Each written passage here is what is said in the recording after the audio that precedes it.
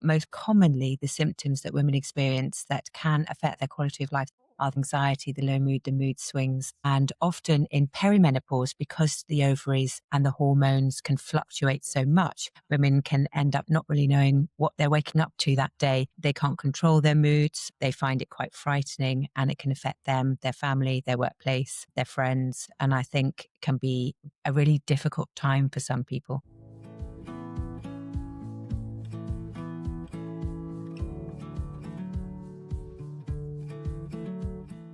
Welcome to the Choice Space podcast.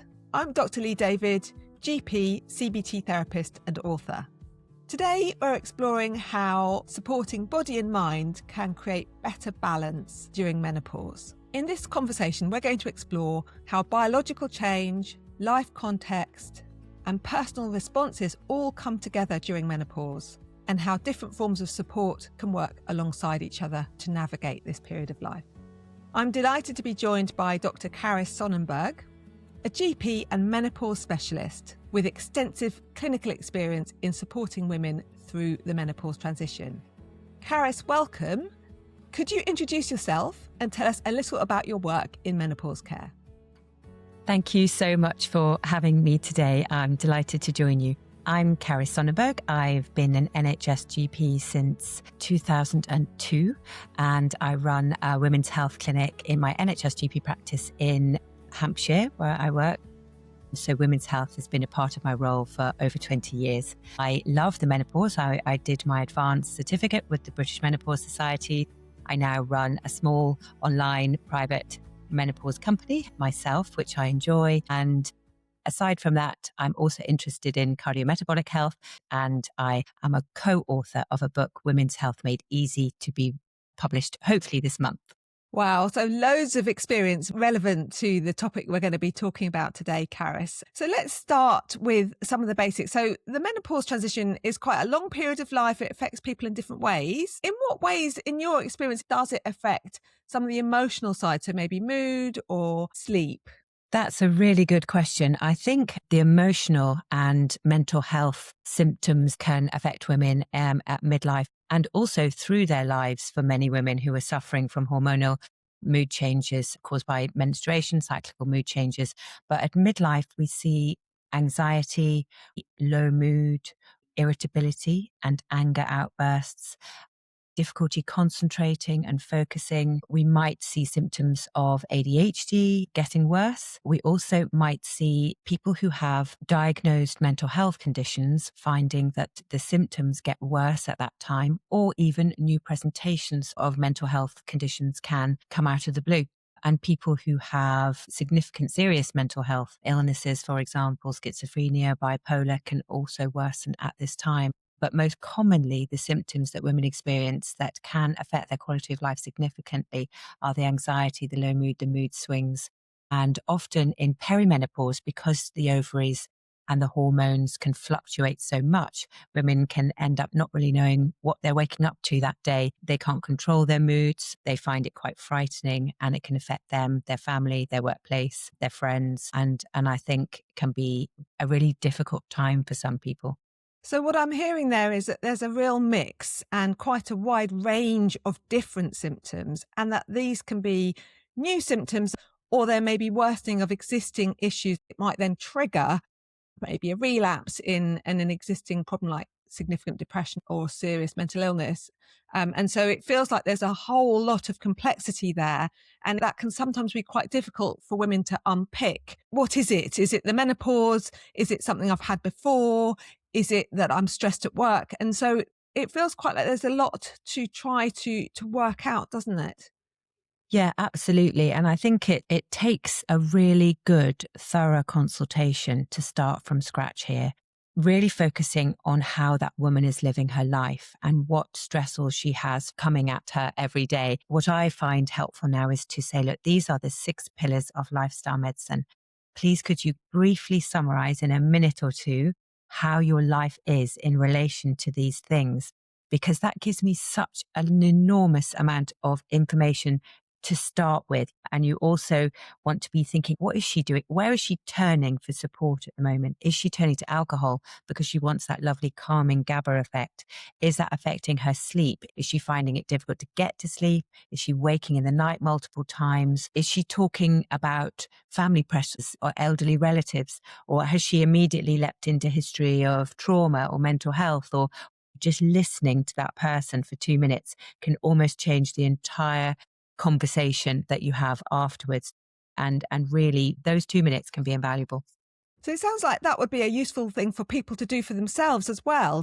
What are the areas of my life? What are the pillars of living that I might be affected by at the moment? And that brings a really lovely, broad, holistic approach that doesn't then just focus on one solution, but looks at these interconnected. We talked about the complexity already, and there often are multiple reasons that people are under pressure in midlife, including pressures at work, family pressures, caring for elderly relatives.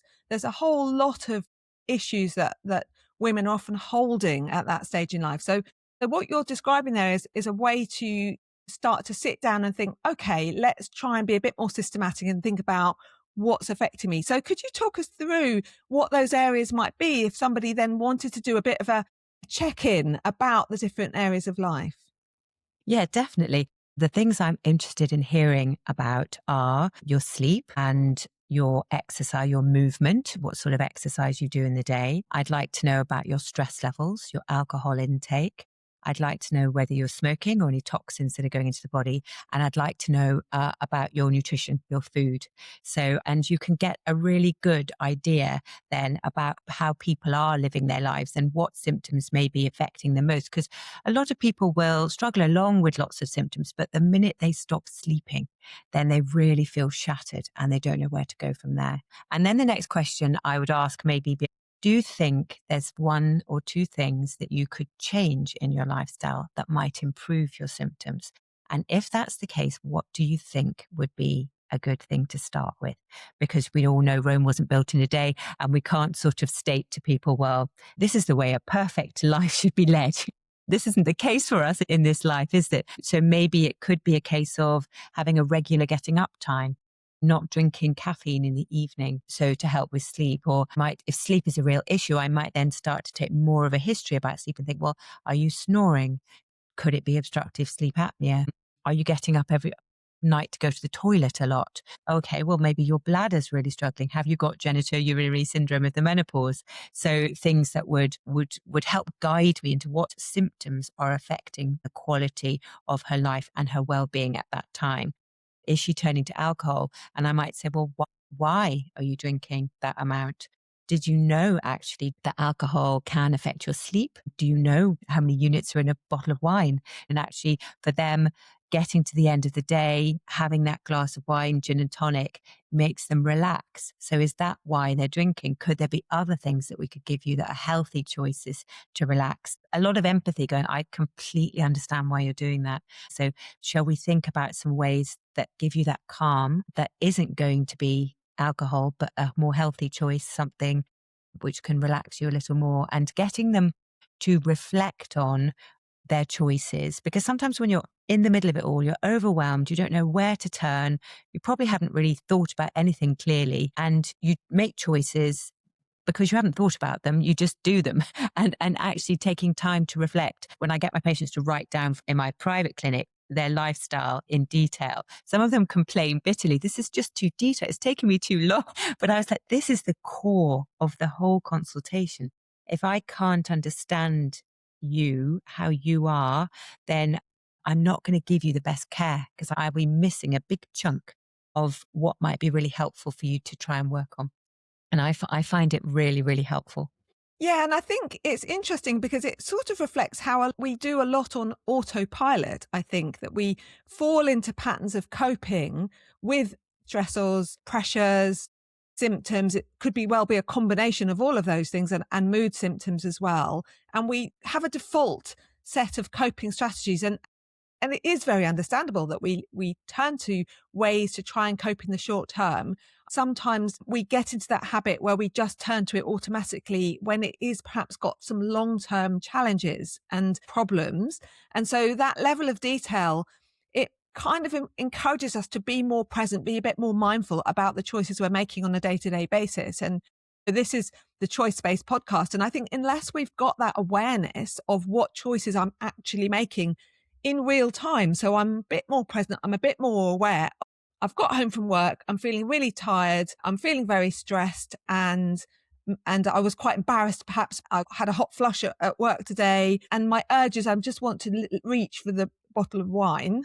And it's kind of just pausing with that rather than just doing it, and just taking some time to reflect on what's going on for me here. And I sometimes think it's like an iceberg where that urge to reach out is the tip that you can see above the surface, but actually underneath it, there's a whole load of other stuff. And if we can just take a moment to pause and notice what is actually the issue here and what am I experiencing and what am I trying to deal with, I just wonder if it helps us to make more healthy choices.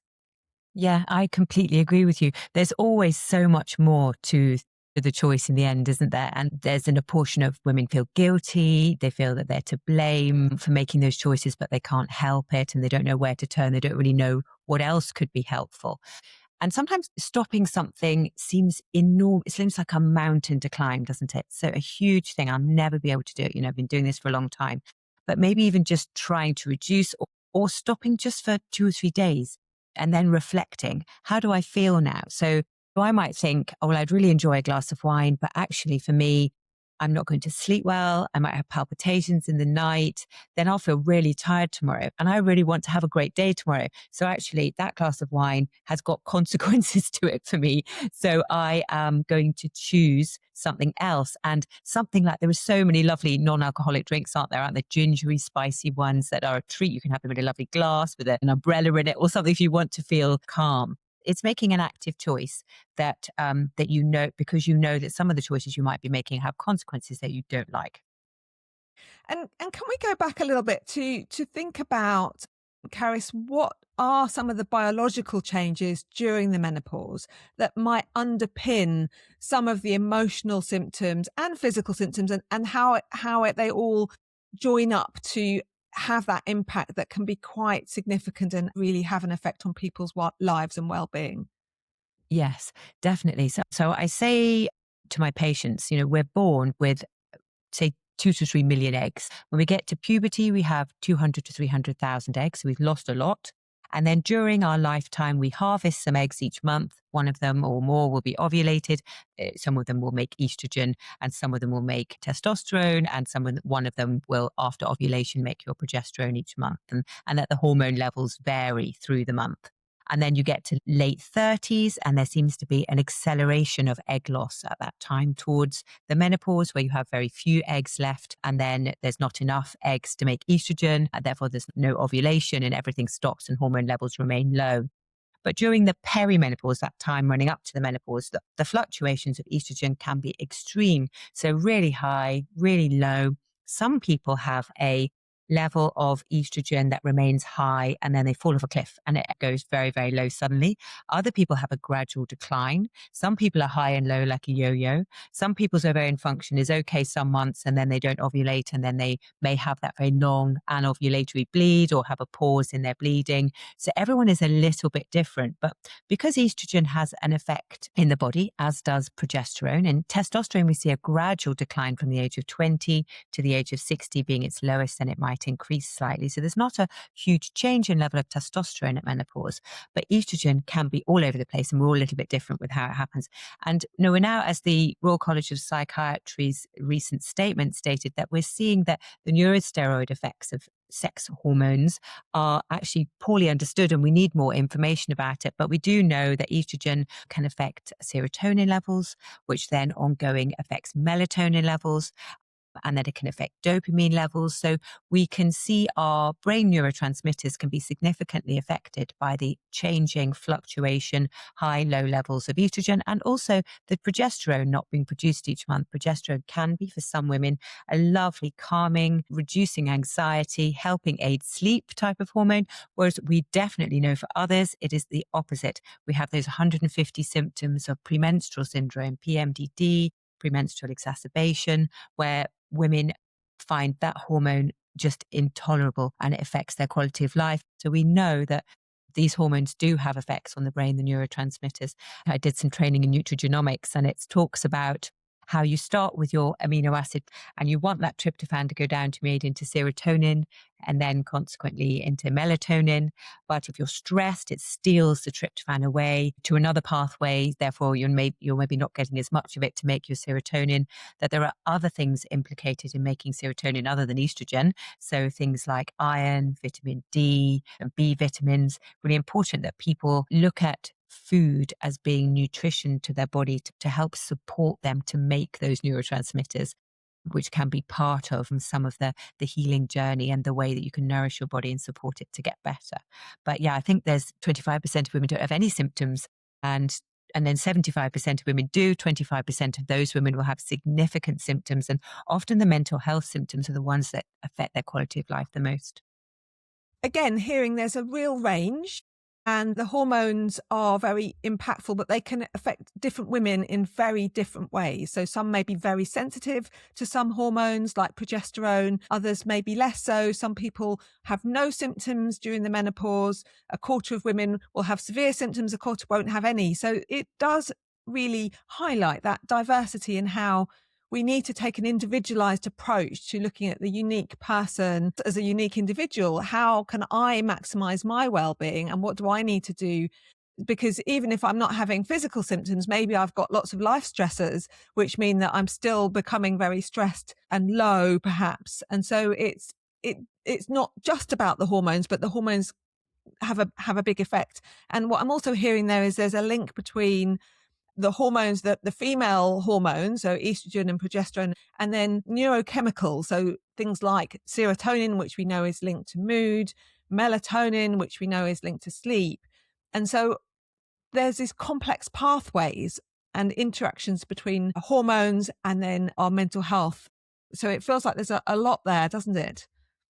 A lot. And I think it is so interesting how we're learning more about this now, and that everybody's so individual with it. So many women who come to see me go out with a different piece of advice about how we can help support them as their lifestyle.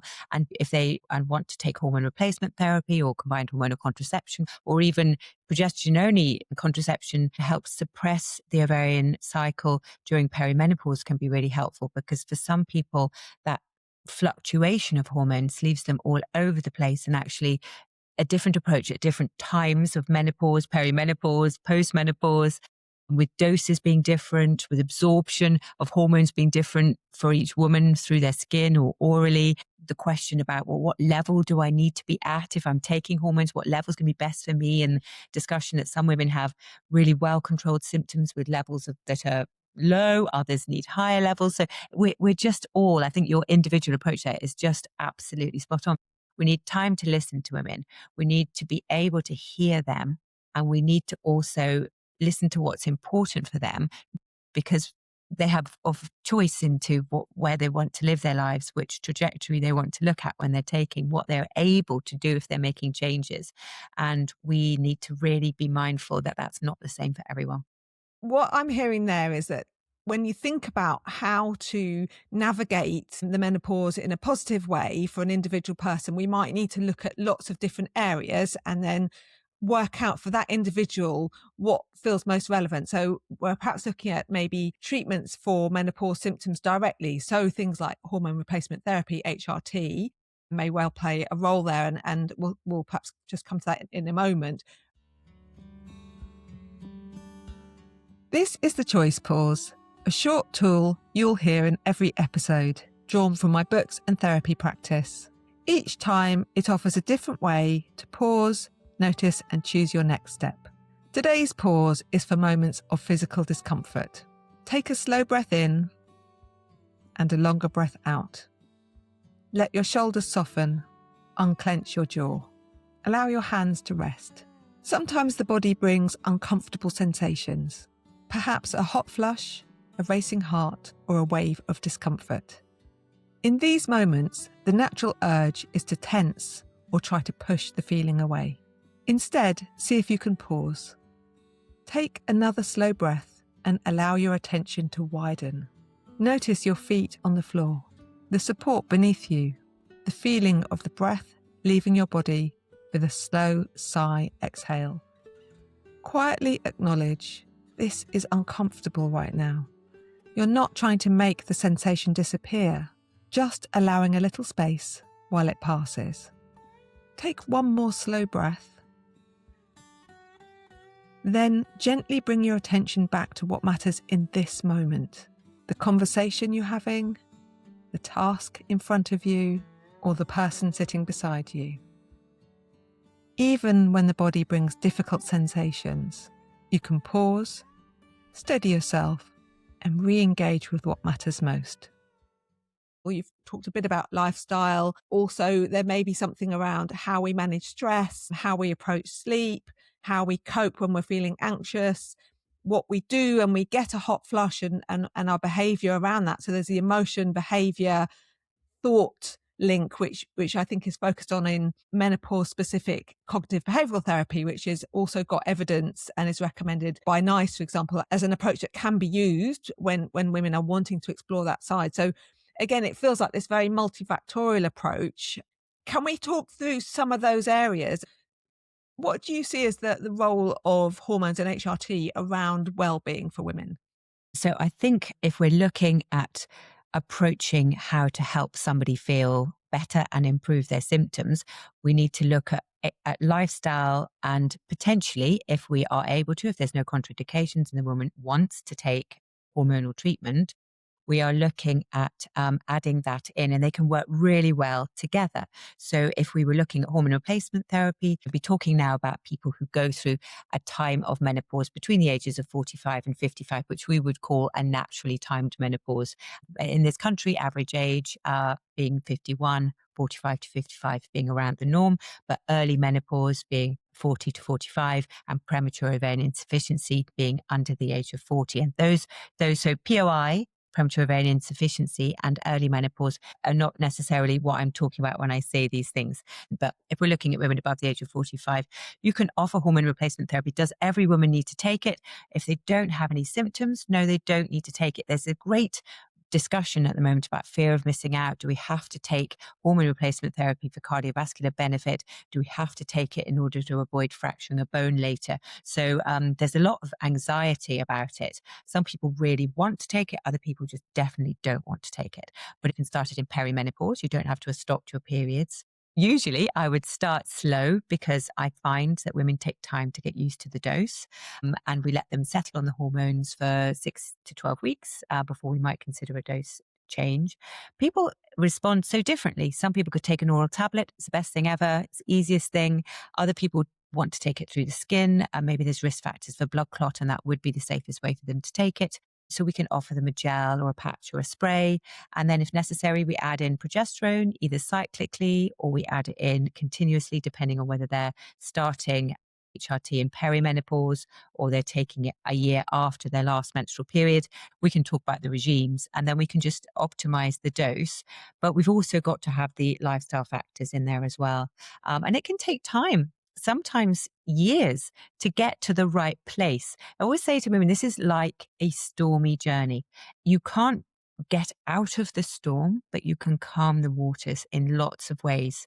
It could be lifestyle changes. It could be adding hormones.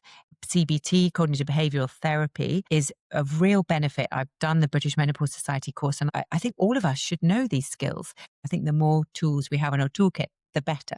For some women, that is really important. They want to talk about things. But for others, they have a history of trauma, and that can come up at this time. They have had mood disorders, difficulties, postnatal depression, for example, premenstrual syndromes, or something similar. We have people who deal with menopause in different ways, sort of minority ethnic groups, the LGBTQ community, people with severe mental illness, people with learning difficulties, that we need to take an individual approach with everyone, bearing in mind we have very little evidence in some places, and sometimes we don't have guidelines on what is best to do, but we need to still bear in mind that everybody from any different walk of life, place, can go through menopause at any time. Not everyone is the same, and we need to consider that woman's life. Yeah, definitely. In the Royal College of Psychiatrists guidance that you mentioned earlier is that for some women, HRT may make antidepressants more effective because they may be less effective during the perimenopausal period. And it sounds like that's that interaction perhaps between the serotonin and estrogen and that impact. So it feels, again, very variable.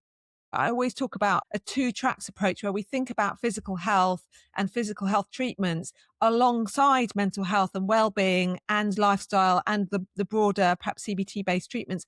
And they don't have to, it's not either or, it's really all of this. It's not even two tracks, it's lots of tracks, isn't it? I mean, you mentioned 6 pillars. It's like a highway with multi lanes, isn't it? It absolutely is. Yes. And I think some people have historically been given antidepressants instead of hormone replacement therapy to manage their mood changes in menopause.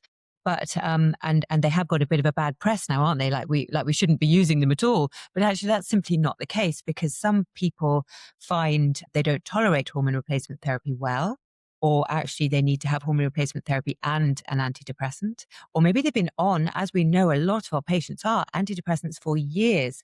And then, then suddenly they are deemed to be not working. So doses are increased. And we need to also advise women about the possible side effects of antidepressants, including the effect on sexual desire and ability to climax. In general practice, we're so lucky, aren't we, in that although we have short consultations, we do get to know people over time. We can arrange to see them again. We do listen to what they're saying. And although we see them in a snapshot of time, we actually can really start to understand them. We see their family members. We're in a really privileged place to be able to provide the care that we can provide. Yeah, it is such a lovely thing to be able to get to know people over a period of time as a GP, and it's definitely a privilege. And I sometimes think of it as being like a jigsaw where we have some little key pieces that we explore together, and many of the rest of it, the person can fit together themselves. And actually that then creates a whole picture for them, because much of our role is about helping them to understand themselves. So then they might come back having gained some new understanding, and maybe they've tried things and this has worked or this hasn't worked. And so we can then work with them to help make suggestions, but really going alongside rather than us automatically thinking we know what they need to do. I think people bring a lot of expertise themselves. So we talked earlier about diaries, carrying out that awareness and being able to track, actually, when I do this, this happens. And when I don't do this, this happens. I think that's really, really important information that we can then support people to make positive choices for themselves.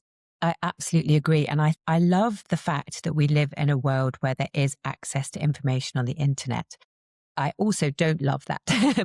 But there are some absolutely wonderful supportive websites that you can provide people with and leave them to read more. And then they may come back going, I've read this article, I've shown this to my relative, and actually now I really understand. Because there are lots of questions that people might just want to explore themselves. So books on female sexual desire, for example, that historically we haven't spoken about those things, but actually there's so much out there that's really helpful for women now. Can you talk a little about some of the principles of CBT for menopause? So that's cognitive behavioural therapy, which is specifically focused on supporting women to live life positively and also cope with the symptoms. So we've talked a bit about hormone treatment, and I think that has a more of a direct impact perhaps on improving some symptoms. How might you use some of the principles of menopause focused CBT alongside hormone treatment? Yeah, so you can use that, and it has evidence that it's helpful and supports insomnia, which affects 40 to 60% of women midlife when hormones change. So it's definitely something that I would discuss with my patients, looking at the Sleepio app or Sleepful or Sleep Station. And it can also help in the management of hot flushes and night sweats. And it can also help support women who have anxiety and low mood.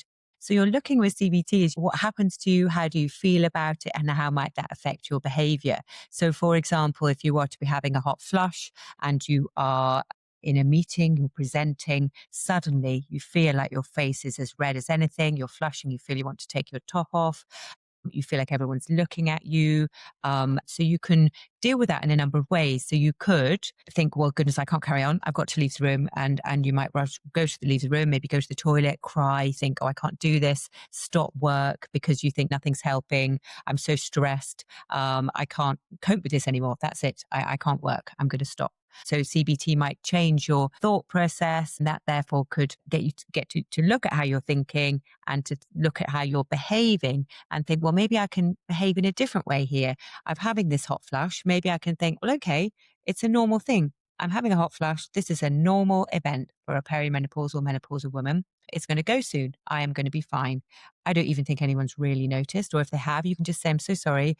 I'm just feeling a bit hot. I can stay in the consultation. I can complete it. I have confidence that actually it's fine. It's okay. And therefore, your behavior has changed. You aren't giving up work. You're looking at this in a different way. And I think it has real impact in how people can change the way they see life, the way they see themselves and how they behave into a more positive way that helps them cope. So it's not stopping the hot flush, but it might make you less stressed about the hot flush, which in essence might make the hot flush less impactful. Yeah, I completely agree. And I think there's something there about, firstly, being more accepting of ourselves and maybe a bit less hard on ourselves. So if we are struggling, if we are having a hot flush, if we haven't had the best night's sleep, then we're a little bit more compassionate and more accepting that, yes, this is happening, but perhaps we don't go to an extreme of catastrophizing. This means that I can't possibly work. This means I can't function. It means that people are going to think I'm completely incompetent in my job, or all these very, very extreme negative ideas about what it means about me, and just being a little bit kinder and saying, well, it's obviously it would be easier if I'd had better sleep, and I prefer probably not to be having hot flushes in the meeting, but it's okay. And I'm not the only. I think there's something about shared common humanity, which is another part of self-compassion, which is there are so many women who are perimenopausal who actually have this exact same experience. So I'm not alone. I'm not weird for having it, and there's nothing shameful about having it.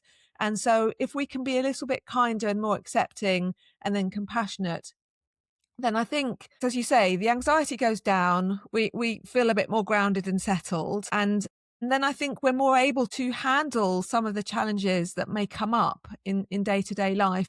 We talked about creating pauses before perhaps we reach for a glass of wine. I think having a pause when we're having a challenging emotion is also very helpful, because it just helps us regulate, calm, a moment of, okay, this is difficult, have a breath, sort of a slow exhale. And I wondered if you use any exercises to help people create a pause when they're getting distressed. How would you approach that with women? I use breathing exercises. I used them myself when my hormones were changing, and I found them so helpful. So we talk about, right, these are ways we can calm the body. And I talk to women about the lion on the shoulder.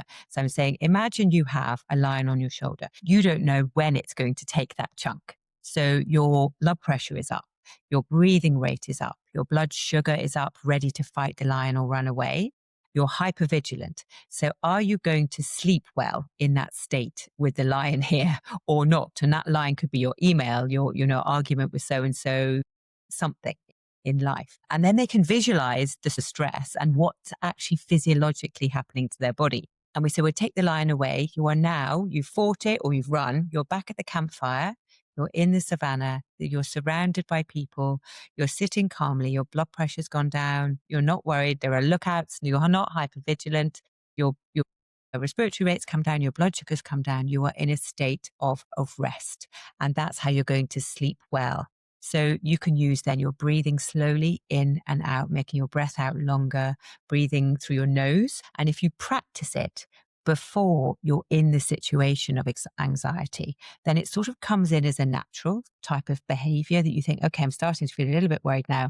I've got a bit of that sort of chest tightness. My throat's feeling tight. My breathing rate's going up. I know I've just got to carry on. There's no way out of the situation I'm in. So I'm going to use my breathing technique. And you're right with that pause. Think, okay, if I pause for a moment, I have time for my body to get itself together. And then I can carry on in a way which I would want to carry on. So I think, pausing and breathing are just so helpful. What exactly do you tell people to do for the breathing? Talk me through it as if I'm learning how to do it. What's the most helpful approach you would use? So I'd usually say, let's breathe in and out of the nose because the nose is meant for breathing. The mouth is not meant for breathing. We want to take a breath in and then we want to slowly make that breath out much longer. You can close your eyes. And then sometimes I have people do it and you can see the body relax, all the muscles, the shoulders, everything relax. And simple as that. I don't want to make them count or make it confusing. I just want to say, I just want you to relax your shoulders and just to breathe in and out of your nose, making that breath out much longer. And let's get your body to change from that lion to the campfire. And then that is how you practice it. So just thinking, closing your eyes, calmly sitting. And sometimes I'll say to my patients, how long each day would you have yourself to do this if you were to sit and do this type of breathing exercise? And some of them will say, I haven't got a single minute, not even one. But sometimes we might start at just sitting for a moment, just a minute, and then building that time up. And you can bring them in when you feel anxious, or you can do it as a practicing session and just feeling your body. So being in it. So when we have emotions, we can feel them, can't we? It could be we're upset, we're angry, something happens. But emotions, we know, don't last very long. And feeling them, and understanding the ability to reduce stress by breathing, by changing your mental outlook, I think it's just really powerful. And it sometimes just takes time and practice to put it into place. Completely agree. And you know what? I think the simpler the better, because when people are stressed and anxious, then complex ideas are quite difficult to draw on. So I think just that idea of breathing out more slowly is really key. I sometimes also ask people to notice other parts of the body that are perhaps less triggered if they're getting anxious in a scenario at work. Then maybe noticing their toes or their feet, because often our feet are not really involved in, say, for example, a hot flush. So we can notice our feet on the ground, press them down. And when we've got the lion on the shoulder, we're often in the fight, flight, freeze posture where our body is hunched and ready to do one of those things. And so actually maybe bringing up our shoulders and then bringing them back down Yeah.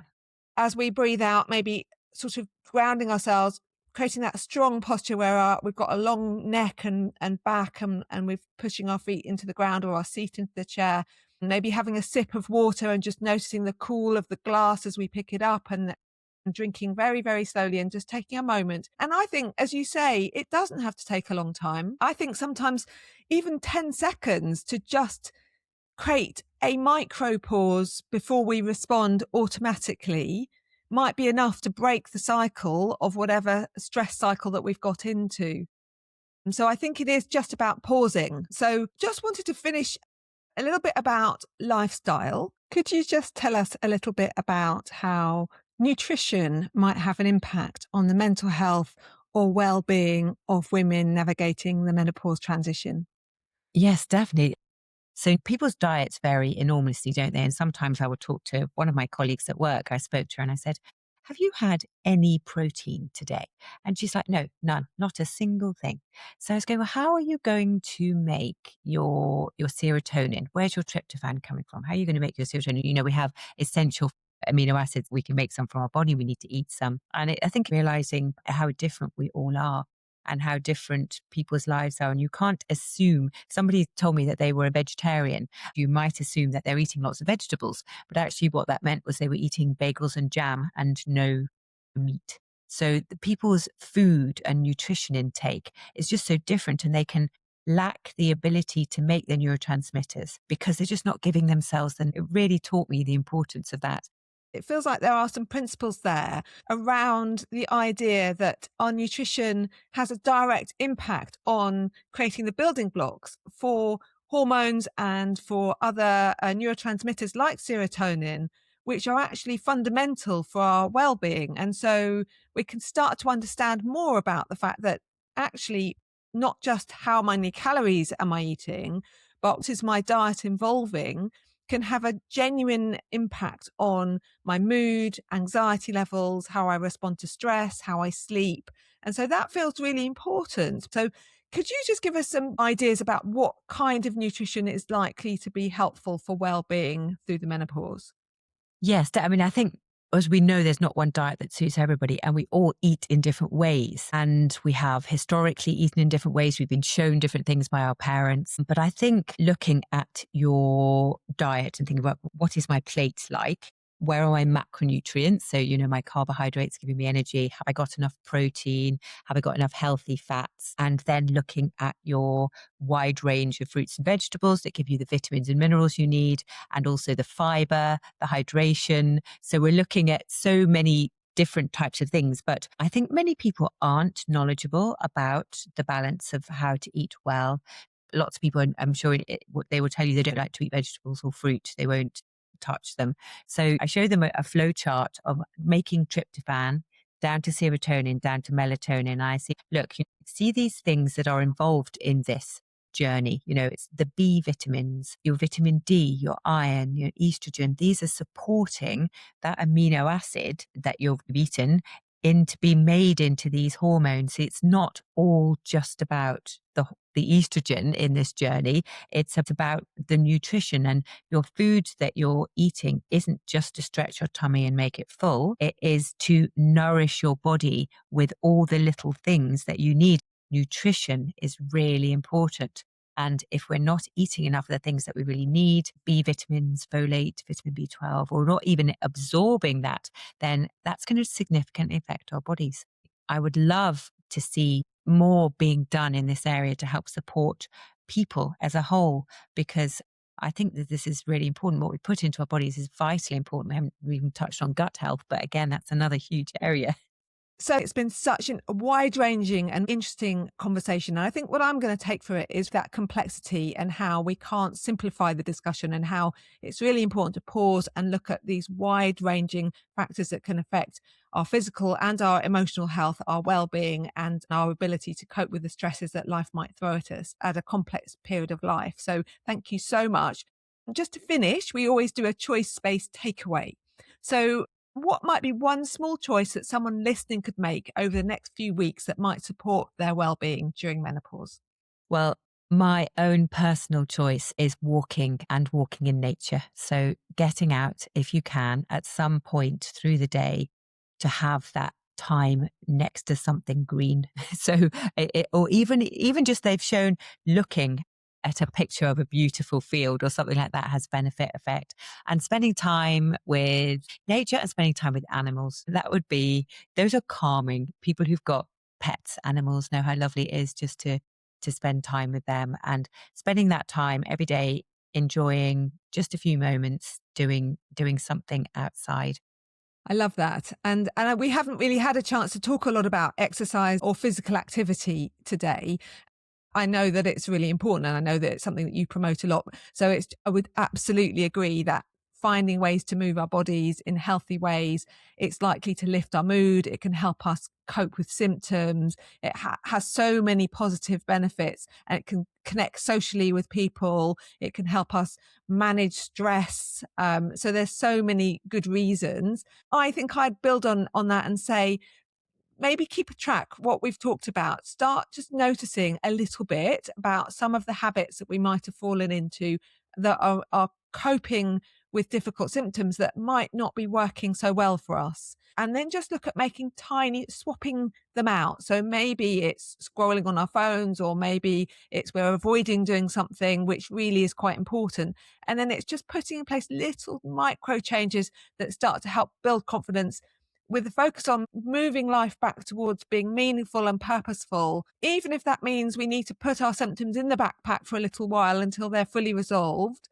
But actually, what we don't want is to put life on hold for that whole period, because I think we really lose out on lots of really important aspects of life if we get cut off from it.